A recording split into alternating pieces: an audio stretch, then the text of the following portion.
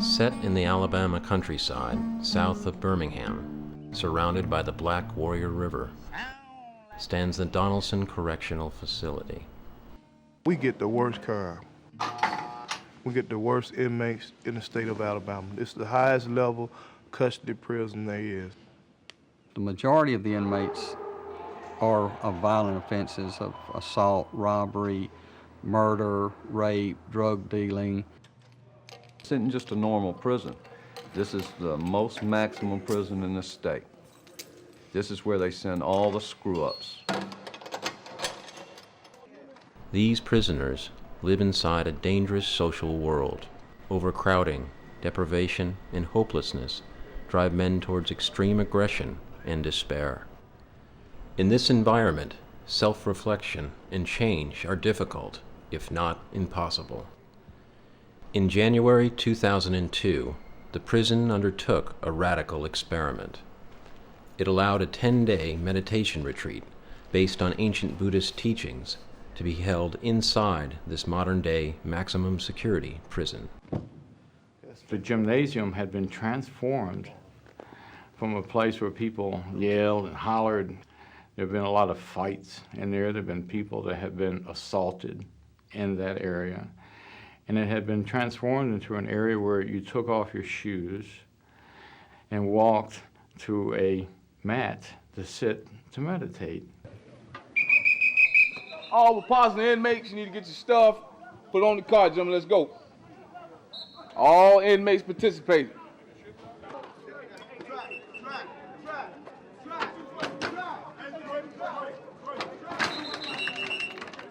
I'm experiencing mixed emotions.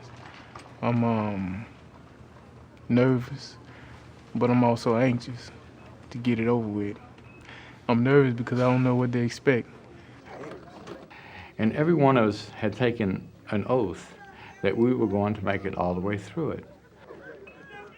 The reason why is because people on the compound didn't think that we could do it. They thought that we were weak, that we would get in there and within a couple of days come running out of there screaming. So we were determined to prove that they were wrong. First of all, we're all very happy to welcome you to the course. Congratulations for making this decision. The first and most basic rule is that you must remain here for the entire period of the course. This technique of meditation is taught step by step in a gradual progression over 10 days. Throughout the course, you will have to observe noble silence. This means that you should not communicate in any way whatsoever with your fellow meditators. You must cut off all contact with each other altogether. After 3 days, once you've concentrated your mind, you're going to go on the fourth day much deeper into the subconscious parts of the mind. It's extremely difficult work. You're going to be sitting for 10 to 11 hours a day, and all of you may have very unpleasant, very frustrating, perhaps sad, or even angry moments. Vipassana means to see things as they really are, not as you would like them to be, but to see the reality within yourself as it is. Suffering is universal, so it really makes no difference whether you're in prison or whether you're in the outside world.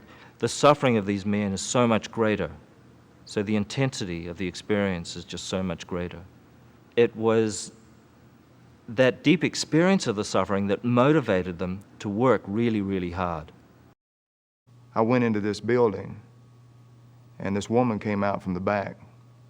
Currently, I'm I asked for her money. on possession and 2 attempted assaults on the police officer. Then I asked for, was there any in the register?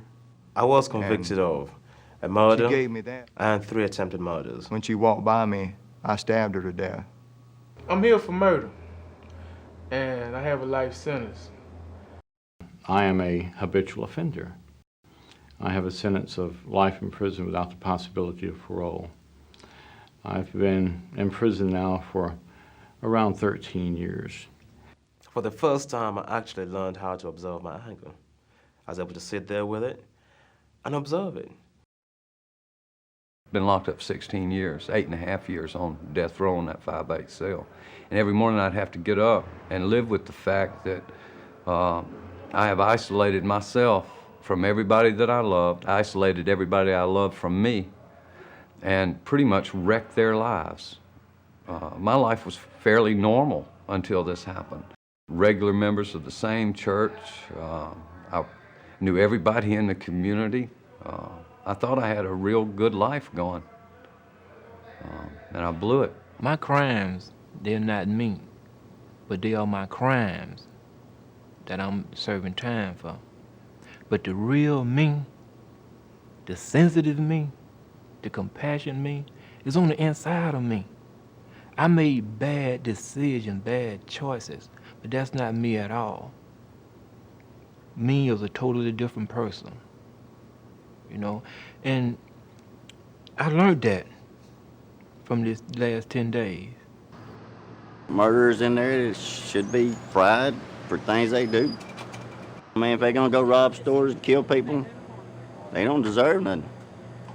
My opinion. I work every day. They should too. They should have meditated before they done whatever they did to get in there. These aren't, like you say, these aren't Boy Scouts over here. With us being in here, people tend to think that we're monsters and we're hideous because we committed all these crimes and everything. And in people looking at us like that, we start actually looking at ourselves like that. And one of the things that I met with and dealt with a whole lot was how much I hated myself for everything that had happened, and all the reflection of people looking at the things that I've done and their hatred had just compiled in myself. And coming down through all that, everybody's got the goodness at the bottom.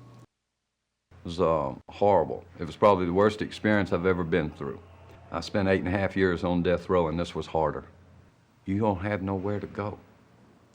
That's why they give a 10-day course instead of you come in and sit for 4 to 6 hours a day and go home. Because no, they want you there long enough that you actually deal with your stuff.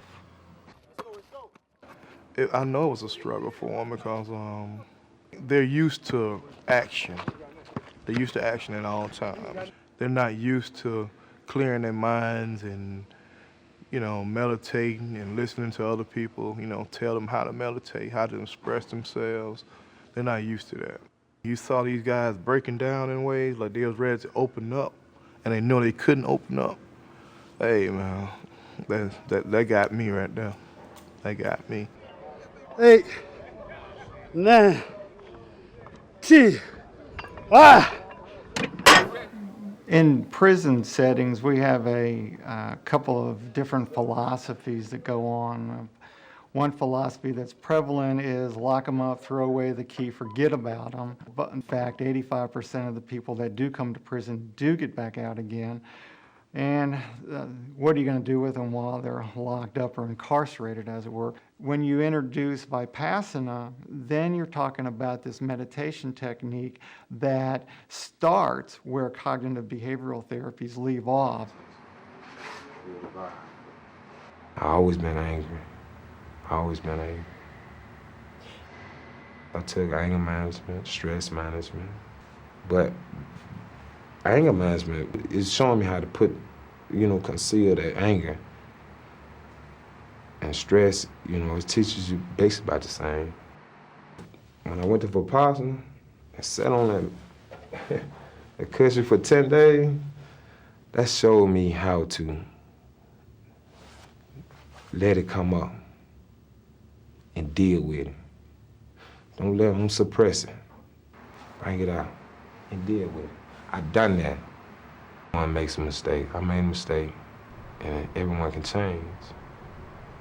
I can say I didn't change. It feels good.